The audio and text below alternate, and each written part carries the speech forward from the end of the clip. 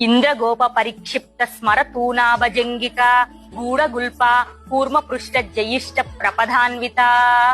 అమ్మవారి యొక్క మోకాలి కింది పిక్కల భాగం ఎలా ఉందంట, అమ్ముల పొదలాగుందంట. అమ్ముల పొద ఎలా ఉంటది, పైని భాగం లావుగా ఉండి కిందికి వచ్చే కొలది సన్నగా ఉంటది. అలా అమ్మవారి యొక్క పిక్కల భాగం మన్మధుని యొక్క అమ్ముల పొదలాగుందంట. ఎలా ఉందంట, ఇంద్రగోప పరిక్షిప్త. ఇంద్రగోపాలు అంటే ఆరుద్ర పురుగు. ఇంద్రం గోప్యతే ఇది ఇంద్రగోప. ఇంద్రుణ్ణి కడుపులో దాచుకొని వస్తాయంట వాటిని. ఇంద్రుడు అంటే వర్షాకాలం.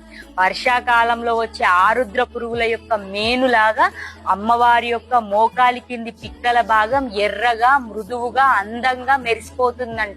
ఇంద్రగోప పరిక్షిప్త స్మర తూనాభజంగిక గూఢగుల్ప కూర్మ పృష్ఠ జయిష్ట ప్రపదాన్విత. చీలమండలి భాగం ఎలా ఉందంట, అమ్మవారిది గూఢంగా ఉందంట, అందంగా గూఢంగా ఉందంట.